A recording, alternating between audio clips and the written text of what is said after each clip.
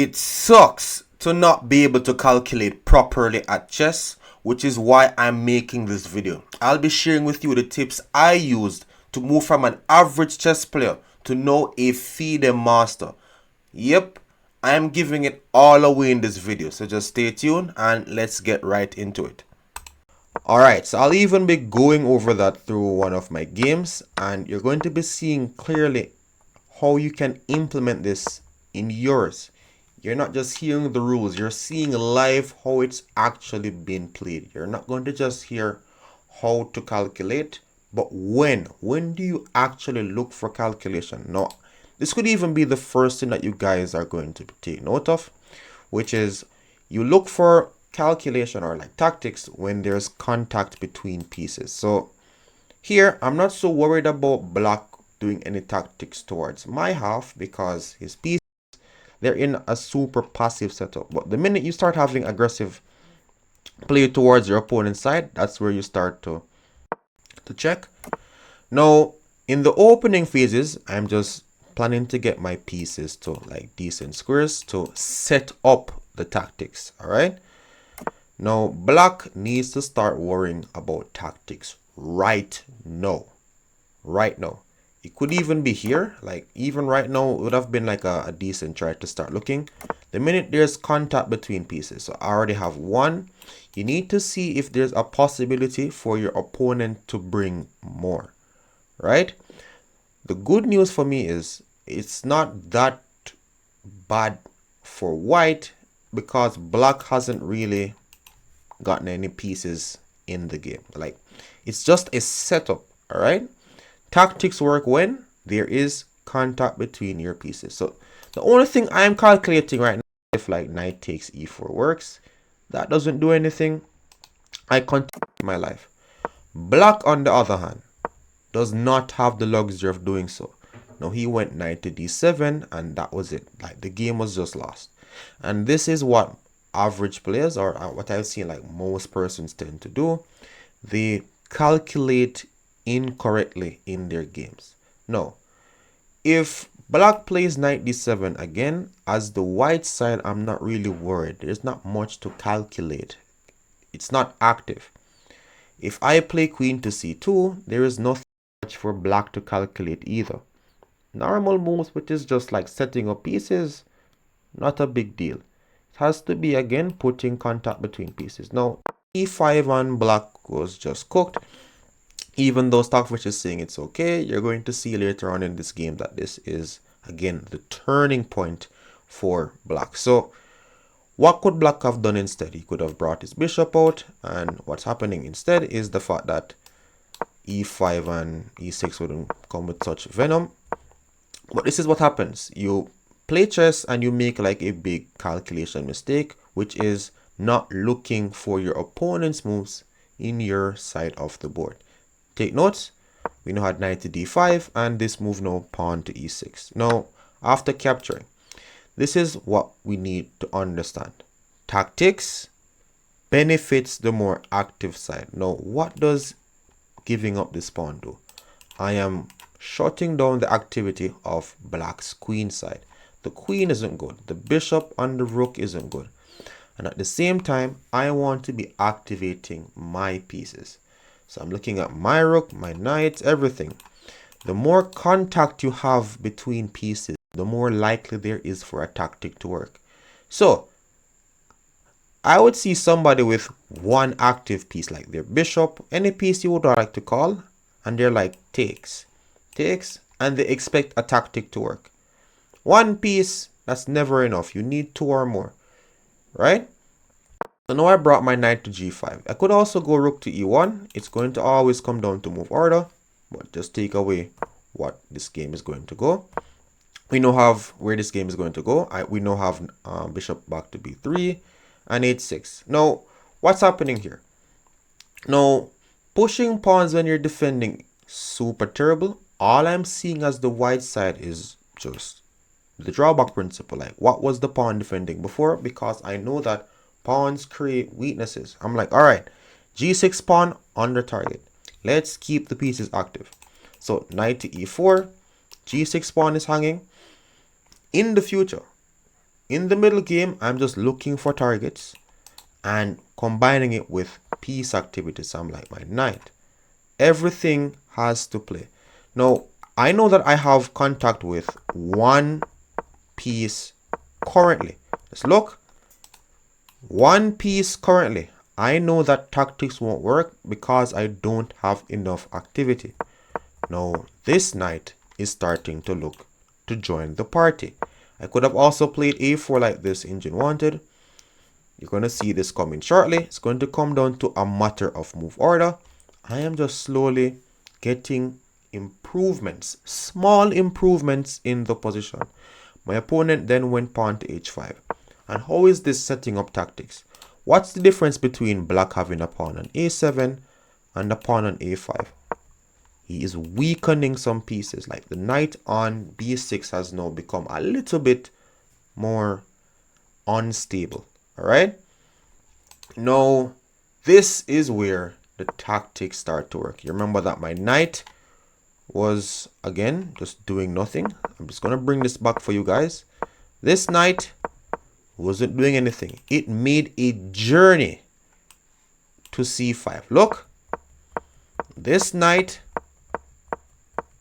joined on c5. This is where I start to look for tactics. Now, tactics work when your forcing moves start to work. So it's like your checks, your captures, your threats. Now for chess, if you run away from the fundamentals, you're basically just shortening like your chess career. Knight to c5, I am setting up the forcing moves. I'm even breaking it down more for you. All I'm doing is setting up my captures. This I played king h7, setting up my checks. I am telling you, this is how chess works. Set up tactics. If you play passive, tactics won't work.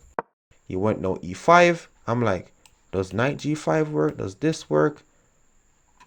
Does any forcing moves work? No, they do not. I improve a piece. And I'm also keeping black's pieces extremely passive. Right? I'm playing against this bishop on c8. Like, it's pinned to this pawn on b7. And before we even go any further, this is what I see happen a lot. Persons are like, I see knight, I pin knight, and then they lose the game and they're wondering what happened. Remember guys, like even for the starting of the game, this is how he lost. He is not checking for moves in his area of the board. Same thing here.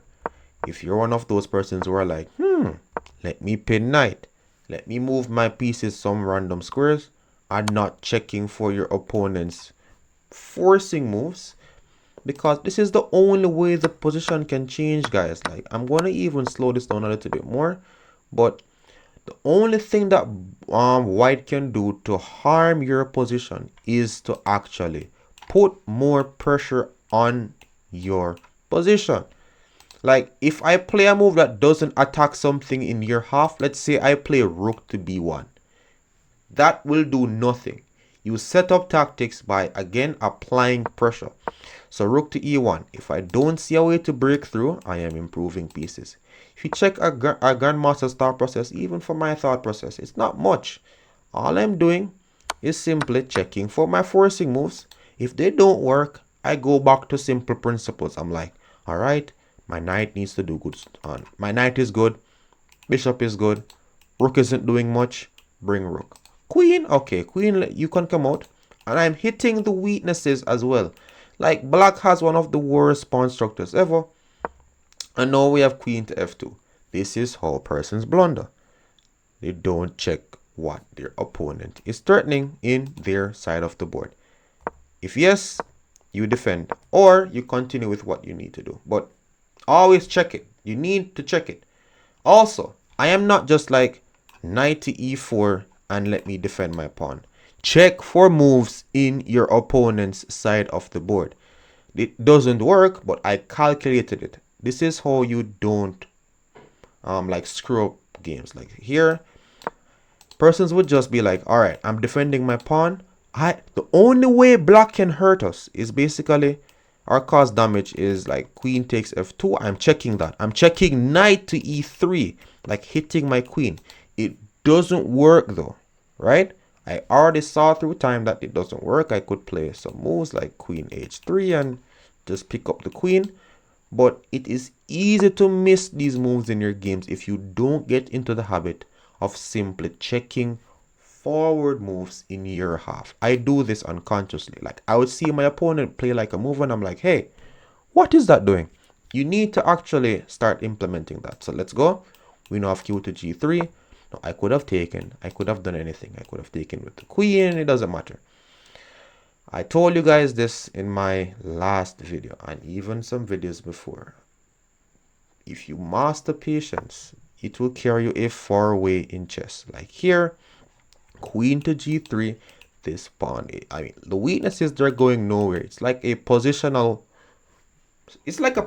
advantage. Like they won't go anywhere, guys, so you don't have to rush with them. Even though black is up a pawn, I told you, material means nothing if you can't use it.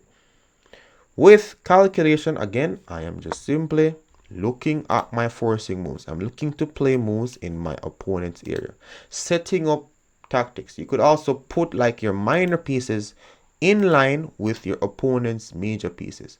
Same thing, you put like rooks on the same line as your opponent's king, if possible. You try to create loose pieces for your opponents. Anything that you know is going to benefit you tactically, that's what you strive for. Now he stepped out of the way. I went knight to g5, king back to g7, and now again I am looking for moves in my opponent's area. Now you won't be doing this like stockfish, like 100% clean stall clear. All you want to be focusing on is that you're not throwing away the advantage. All right, everything is still crystal clear. We now have rook to f6. And remember, think in plans, not moves. Use systems.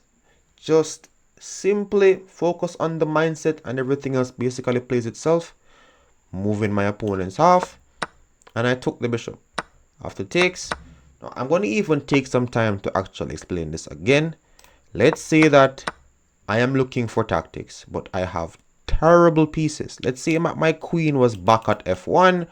And my rook was like lost, like it had nothing, like everything is just bad and passive.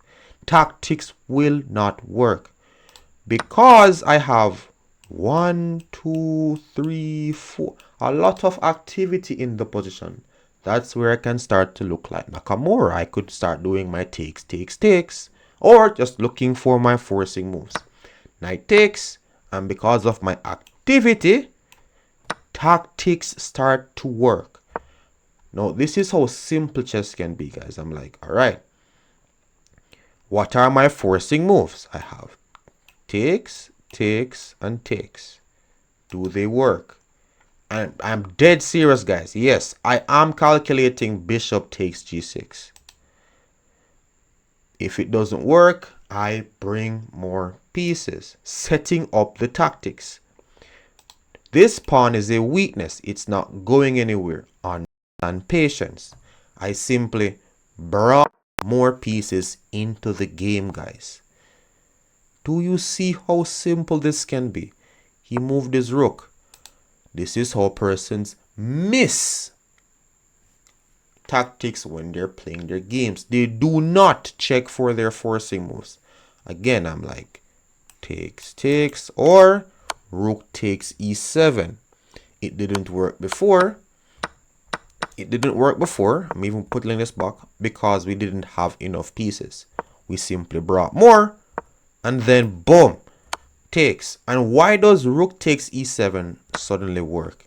This little queen here that wasn't like looking as if it's going to create like a big deal before, suddenly, because it is active, is now participating in the attack.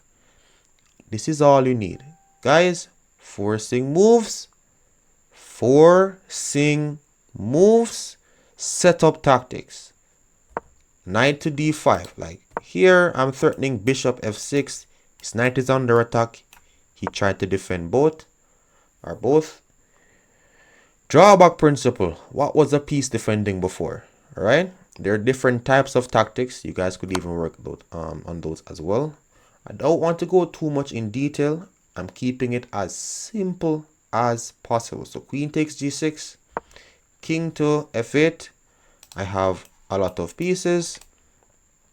You want, especially when you're looking at checkmate patterns, I look at the escape squares for my opponent's king, and then I look to see if I could give it a check. So I'm like, all right, the king is currently stalemated. So if I could give it a check, that would be checkmate. So I'm looking for moves like rook here, just to like give this a check somehow, some way. Maybe like it doesn't work, but just showing you like just a random check on like a file, or like a bishop check, somewhere in which you stalemate the king and then give it a check. So here I simply played rook to e1 to cut off the escape squares, threatening bishop to h6 check, and he's going to be forced to give up his queen. He rather ended the game with the queen on g7, and after bishop to h6 he simply resigned. Now, thanks again for watching, and subscribe for more videos like this. Also leave a like if you can. But just to actually conclude what's happening here, remember, forcing moves are what you're going to need to really spot tactics. Also, you will not be able to see a tactic like super fast if you have never seen it before, which is why it is advised that you do puzzles. Pattern recognition is what plays a big role in persons being able to find tactics.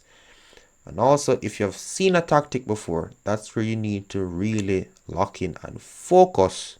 Say this again, lock in and focus to ensure that you're checking for moves in your opponent's or your half of the board if you're again getting attacked.